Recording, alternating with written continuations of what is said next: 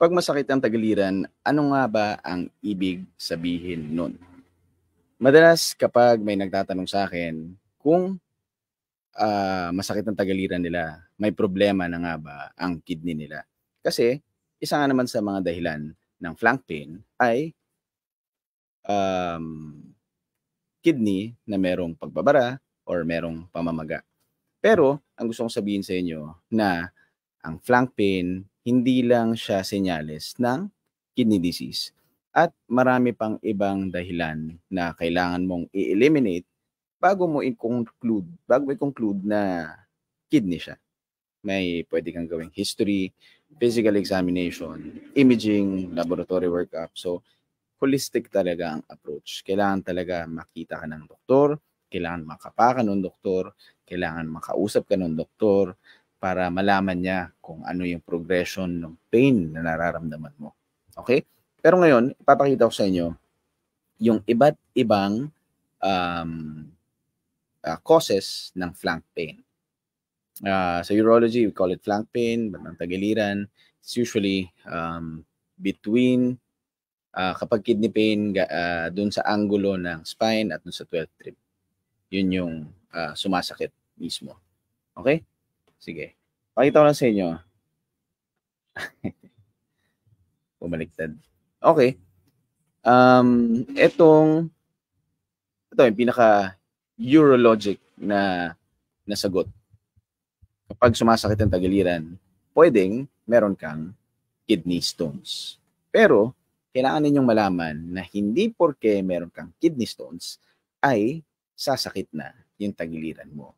In fact, marami kaming pasyente na meron ng Staghorn calculus. Ibig sabihin, yung kidney nila puno na ng bato. Pero dahil walang pagbabara, wala silang nararamdaman. Sabi nila, medyo weird lang yung pakiramdam or incidental lang talaga. Nothing at all. Wala silang nararamdaman. Pero ito, tingnan ninyo. Kapag yung maliit na bato na yan ay bumara dito sa ureter, kahit napakaliit niyan, pwede siya mag-cause ng severe symptoms, severe pain, lalo na kapag nag-expand yung kidney at na-stretch yung renal capsule. Doon nakakaramdam ng flank pain at magiging senyalis na yon para magpa-check up yung pasyente. Okay? So, kidney stones is isang dahilan. Another reason, kapag merong infection or inflammation, dun mismo sa laman ng kidney.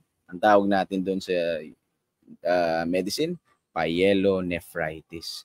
Namamaga mismo yung kidney. Well, pwedeng may kasabayan ng kidney stone, pwedeng purely infection lang, pero yung pasyenteng ganito, tumataas ang infection sa dugo, pwedeng nilalagnat, pwedeng chills. Kaya isa sa mga dahilan ng flank pain talaga ay itong infection or inflammation ng kidney, ng laman mismo ng kidney, yung parenchyma, at ang tinatawag natin na pyelonephritis. Pyelonephritis, isa yan it's under the umbrella ng urinary tract infection. So, if you have UTI or recurrent UTI, madalas ka nagkaka-UTI, males or females, pwedeng magkaroon ng ascending infection, paakyat ng kidney, at magkakaroon ka ng pyelonephritis. Okay? Hydronephrosis.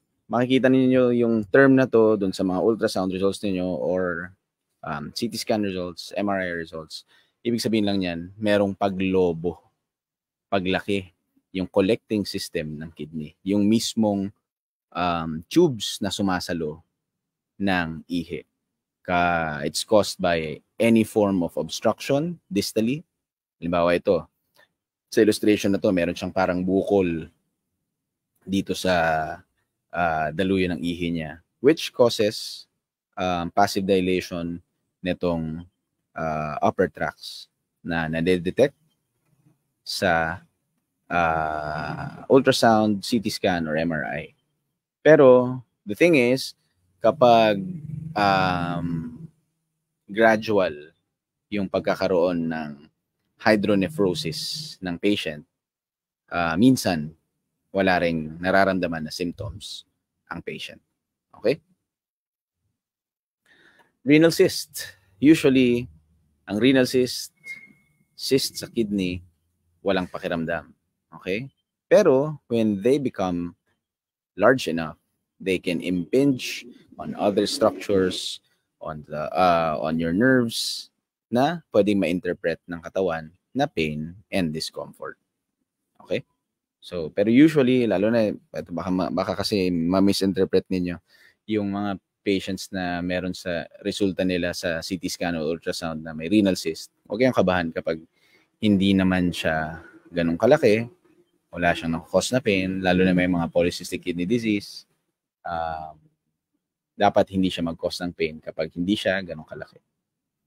And kidney cancer, kapag merong growth sa inyong kidney, new growth, it classically does not really cause any pain. Pero again, when it's big enough, large enough, it can cause a mass effect.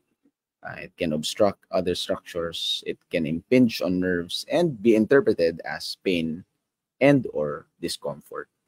Okay? At ang pinaka-common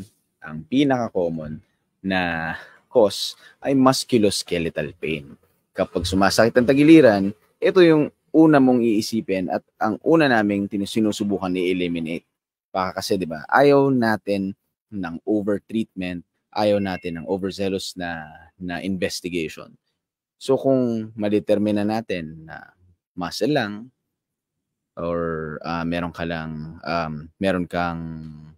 straining, may strain ka na, meron kang muscle strain, meron kang previous activity that caused that strain, then gusto lang natin i-eliminate yon para hindi na tayo mag-over diagnose, over-investigate. Okay? And herpes zoster. It's very painful. Ito yung kapag nagkaroon ka ng chickenpox noon at na-reactivate dahil dormant lang sila sa nerves mo, dun sila sa isang area ng katawan mo, minsan sa flank. Very painful daw ang ganitong condition. Okay? Pancreatitis can also be misinterpreted as flank pain. Not misinterpreted. Can be interpreted dahil tagus-tagusan mula harap hanggang likod ang pain ng pancreatitis. Okay? So, those are the reasons, some of the reasons that can cause flank pain. Kaya tandaan ninyo, ang point ko dito sa video na to ay hindi naman lang kidney ang kailangan mong sisihin kapag meron ka nararamdaman na sakit sa tagiliran. On your own, you can check yourselves kung syempre, alam mo yun, healthy yun eh. Tinitignan ninyo yung katawan ninyo. Iniisip ninyo yung history ninyo. May ginawa ba ako? May kinain ba ako? Meron ba akong narinig na tumunog sa likod ko nung nagbuhat ako ng mabigat? Tapos, kung hindi nyo pa rin kaya yan ma-diagnose on your own, syempre, the best thing is for you to consult a doctor. Okay? So, if you don't have any more questions, well, we have questions here pala.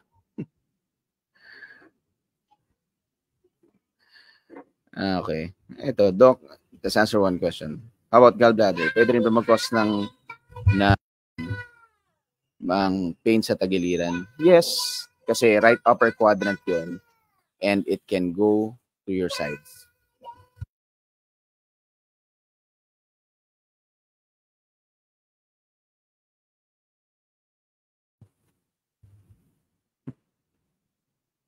Okay, so if you don't have any other questions, please, you can message me and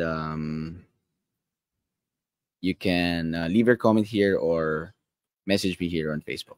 All right? Thank you very much for watching. I hope we answered yung causes ng flank pain. I'm Doc Drew, urologist. Thanks for watching.